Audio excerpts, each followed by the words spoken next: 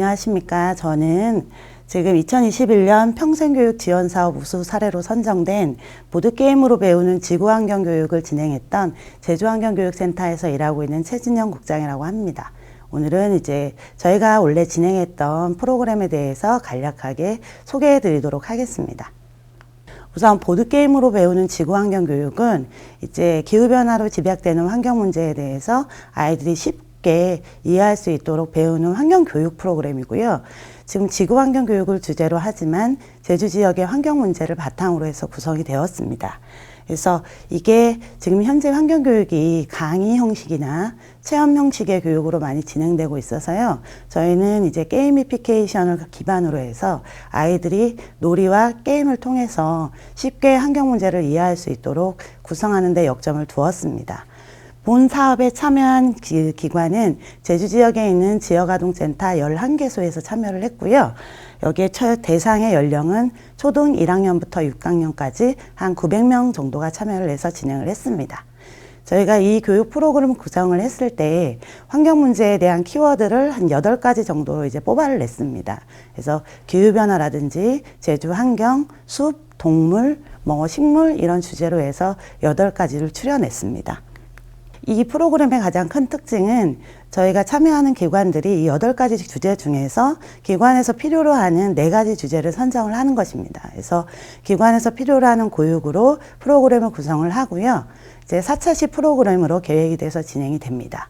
그리고 아까 말씀드렸다시피 저희가 이제 게이미피케이션을 기반하기 때문에 프로그램을 진행하신 방식은 환경 문제를 이해하는 지식의 내용하고 그리고 아이들이 이 문제를 풀어나갈 수 있는 보드게임이라든지 체험, 놀이 등이 같이 구성이 되어서 진행이 되었습니다.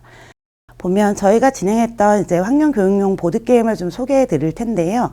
저희가 선정했던 8가지 주제에 맞춤 보드게임들을 한 2개에서 3개 정도 선정을 합니다. 그 중에서는 지금 환경교육 내용에 적합한 보드게임 내용도 있지만 제주 환경 문제라는 게 지역의 특수성이 있기 때문에 저희가 직접 보드게임을 개발하는 경우도 있는데요. 그 중에 가장 대표적인 것이 이제 기후변화 문제입니다. 이제 기후변화라는 게 굉장히 어렵기 때문에 초등학생들이 이 문제를 쉽게 이해하기 위해서 아이들이 흔히 먹는 이제 샌드위치를 이제 활용해서 만드는 건데요.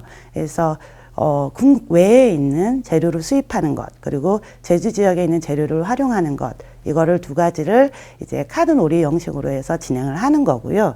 이게 메모리 게임을 기반해서 만들어진 프로그램입니다. 그리고 바다에 관련된 내용은 바다 환경 문제는 바다 생태계 교육 내용도 있고 이제 해양 쓰레기 같은 이제 환경 문제도 있습니다.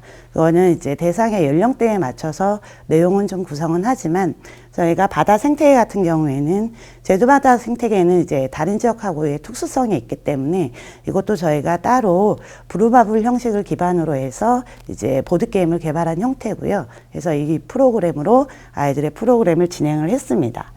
그 외에 동물이라든지 이런 주제는 지금 기존에 많이 나와 있는 프로그램을 많이 이용을 했고요. 여기에서 보드게임이 한 가지에 국한된 것이 아니고 아이들이 연령대가 다양하기 때문에 저학년이면 저학년에 맞춘 보드게임, 고학년이면 고학년에 맞춘 보드게임으로 저희가 사전에 기관과 협의를 해서 정해서 진행을 했습니다. 그리고 에너지 같은 경우에는 아이들이 이런 신재생 에너지를 체험하는 것들이 단순하게 태양광 자동차를 만든다거나 이런 형식으로 기존의 교육이 진행이 되고 있습니다.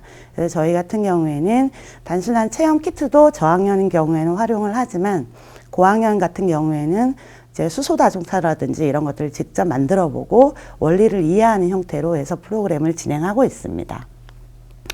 그 외에 저희가 주제가 굉장히 많기 때문에 이거에 맞춘 보드게임을 찾는 게 조금 어려웠고요. 그리고 이것들을 이제 제주 지역의 환경 문제에 맞춰서 연결해서 운영하는 것이 좀 어려웠지만 이거는 기관과의 협의를 통해서 한 2-3번의 협의 과정을 통해서 정해져서 진행을 했습니다.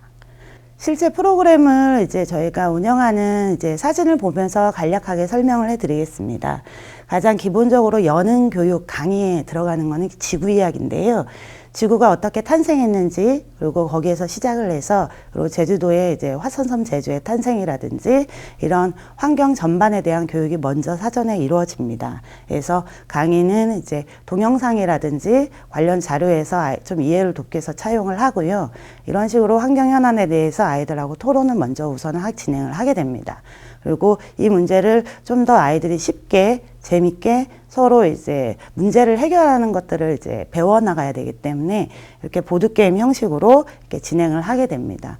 아무래도 지역아동센터는 1학년부터 6학년까지 연령대가 굉장히 다양하기 때문에 참여하는 학생 수가 10명, 한 15명 이렇게 되어도 이제 보조교사들이 많이 투입이 돼서 모든 별로 프로그램을 진행할 수밖에 없습니다. 그래서 아이들이 게임을 쉽게 이해할 수 있고 단순히 이게 내가 이기겠다라는 것보다는 이 보드게임을 통해서 문제를 해결하는 방식으로 이제 모든 별 활동을 진행을 합니다. 그거는 이제 각 주제별로 동일하게 진행을 하고요. 생태계 이야기를 먼저 우선 하게 됐을 때에도 이제 단순한 젠가를 이용한 프로그램이지만 저희가 이제 젠가 이 교구를 제주의 야생동물로 이제 바꾸어서 이 젠가 놀이를 통해서 이게 젠가 놀이를 하다 보면 이게 친구들이 돌아가면서 이제 블럭을 하나씩 빼면 결국에는 이 젠가가 무너지게 되어 있거든요. 이것이 이제 이런 과정을 통해서 지구의 생태계나 제주 환경이 서로 다 연결되어 있음을 아이들이 배우는 과정입니다. 그리고 바다 같은 이야기도 바다 이야기에 대해서는 특히 이거는 참여하는 기관에서 굉장히 많이 이제 흥미를 보였던 주제고요. 이건 아무래도 제주가 섬이기 때문에 아이들이 이 문제에 대해서 쉽게 이해를 하고 있고, 이제 바다에 이제 갔을 때 바다 연안에 조수웅덩이의 체험이나 이런 것들이 아이들이 실제로 갖고 있는 경험이기 때문에 이런 경험을 공유할 수 있기 때문에 아이들이 좀 흥미로워했던 것 같고요. 이게 해양 생물에 대한 내가 제주의 남방 큰돌고래라든지 제주의 뭐 갈치라든지 흔한 이제 제주 연안 생물의 보호자가 되는 이제 게임이거든요. 그래서 제가 보호자가 되면 이 생물을 지나갈 때에는 아이들이 그만큼의 플랑크톤을 서로 지급하는 형태의 놀이 형태입니다. 그리고 이게 지금 생태계 관련 주제는 저학년인 경우에는 굉장히 적합했고요. 이제 좀 약간 고학년 같은 경우에는 제주 지역의 연안으로 밀려오는 이제 해양 쓰레기 문제. 그래서 어떤 쓰레기들이 밀려오고 있고, 그리고 그런 것들을 알아보는 프로그램으로 구성이 되어 있습니다. 이제 보드게임만 하는 이제 프로그램은 아니고요. 보드게임을 이제 활용하긴 하지만 그 안에 요즘 코로나 때문에 아이들이 야외 활동이 굉장히 어려워요. 그래서 서로 이제 좀 떨어져서 거리두기를 지금 많이 하고 있기 때문에 아이들이 정서적으로 공감대가 많이 떨어져 있습니다. 그래서 실내에서는 이제 보드게임도 하지만 이제 놀이 형태의 이제 프로그램도 진행을 합니다. 나무 조각 컬링 놀이는 이제 버려지는 나무 조각을 이용해서 저희가 진행을 했던 건데요.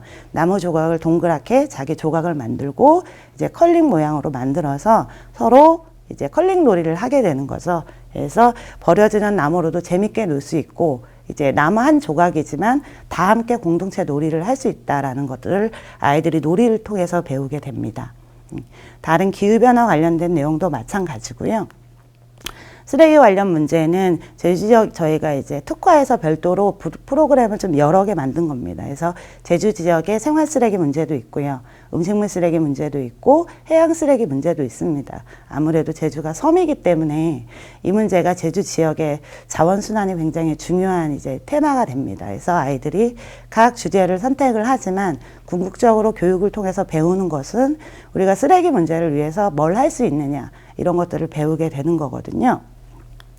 그래서 이게 보드게임을 다 진행한 다음에 게임을 끝나서 누가 이겼다라는 게 중요한 게 아니고, 이 보드게임을 통해서 뭘 배웠는지, 문제를 정확히 이해했는지를 제일 마지막에 저희가 골든벤 형식으로 진행을 하기도 하고요. 거기서 내가 실천할 게 무엇인지 서로 토의해 보기도 하고, 그래서 이게 게이미피케이션의 프로그램의 가장 큰 단점일 수도 있지만 아이들이 스스로 경쟁하는 형태로 해서 프로그램이 끝나면 좀 교육의 의미가 없고요. 저희가 여기에 마지막에 보태서 뭘 할 수 있는지, 놀이를 통해서 뭘 이제 배울 수 있었는지 하는 피드백의 과정을 거치는 것까지 진행을 합니다.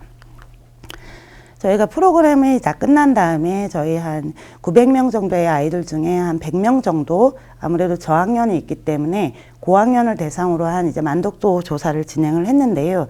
교육에 전반적으로 만족한다는 의견이 90%를 넘습니다.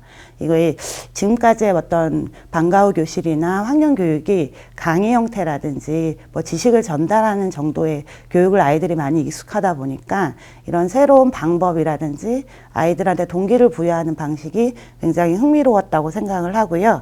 그리고 90% 이상의 기관에서 이제 내년에도 계속 진행했으면 좋겠다라는 얘기를 많이 했습니다. 그래서 제일 마지막에 교육이 다 끝나고 저희가 이 교육이 기관에서 아이들이 계속 흥미를 가질 수 있도록 각 기관에서 흥미를 보였던 보드게임이 가장 좋았던 게임을 선정을 해서 기관으로 다 송부해 드렸습니다. 그래서 기관에서 저희가 교육이 끝났지만 어떤 식으로 교육을 하고 있는지를 배웠기 때문에 아이들이 스스로 할 수 있도록 이제 마지막에 유도를 했고요. 그래서 원래는 아무래도 이게 지역아동센터로 들어가는 프로그램은 처음이었거든요. 그래서 이 내년에는 이제 연령별로 따로 맞춤 프로그램을 구성해서 기관 수를 좀 더 확대해서 진행할 생각입니다. 지금까지 평생교육 지원사업 우수 사례 보드게임으로 배우는 지구환경교육 환경한 놀자였습니다. 감사합니다.